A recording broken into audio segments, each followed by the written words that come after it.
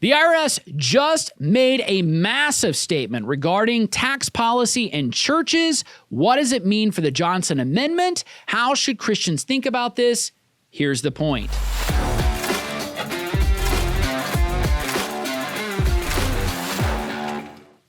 Big news yesterday. The IRS Commissioner Billy Long said in a rather lengthy federal court filing, when a house of worship speaks in good faith to its congregants in the context of a religious service concerning electoral politics, viewed through the lens of faith, it neither participates nor intervenes in a political campaign, nor does it interfere with the outcome of an election.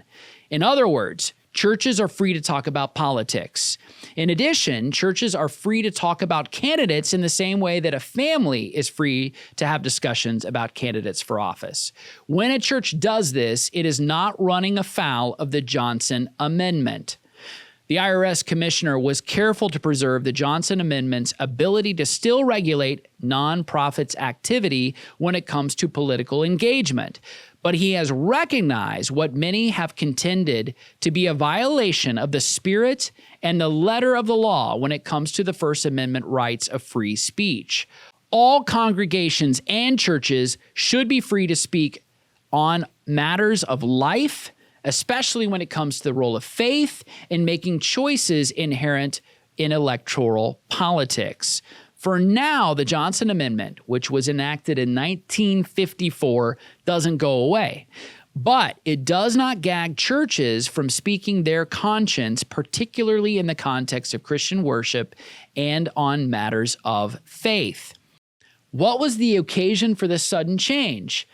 Michael Ferris and the National Religious Broadcasters, on behalf of 2 Texas churches, filed suit against the IRS in 2024, challenging the 1954 Johnson Amendment. The churches sought to create an even broader exemption for all nonprofits, religious and secular. The IRS indicated in a consent to judgment that it would not contest the ruling from the judge. That ruling is still pending. The judge has not ruled in this case. But the IRS would not enforce action against churches who endorse political candidates. So, how should Christians think about this? Here's the point.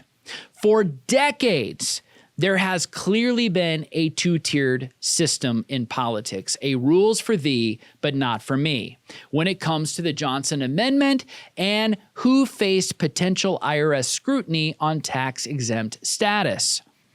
Before the Johnson Amendment, it was FDR who first abused IRS power to target and discredit his political rivals during the Great Depression.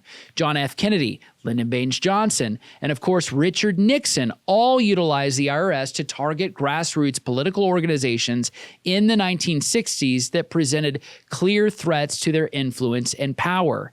And for decades, organizations like the National Action Network, founded by Reverend Al Sharpton, and the Rainbow Push Coalition, founded by Reverend Jesse Jackson, were able to create grassroots networks utilizing churches for get-out-the-vote efforts in major urban centers all across the country. They endorse candidates regularly in houses of worship, but at no time did the IRS revoke anyone's tax-exempt status.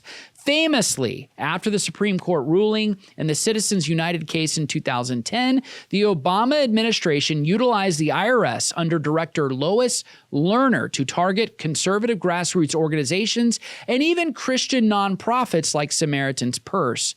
After widespread public outcry, Lerner publicly apologized and admitted to the abuse of power. With this potential rule change, there will no doubt be more freedom in the pulpit in America to speak openly, and it will quickly reveal where churches and pastors stand on critical issues facing life, marriage, family, and a host of other pressing matters that the church cannot afford to be silent on. Can the church endorse candidates? Yes, absolutely. A church can do that. Should a church endorse candidates? That is entirely a matter of exercising wisdom.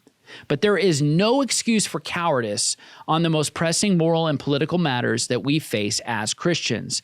The excuse for silence is gone. And truth be told, We've always had the freedom to speak, so speak up. Hey, did you find this helpful? I hope you did. Please like and subscribe, share with a friend, and also go to standingforfreedom.com where you can find more content, articles, podcasts, and our Theology of Politics series, all at standingforfreedom.com.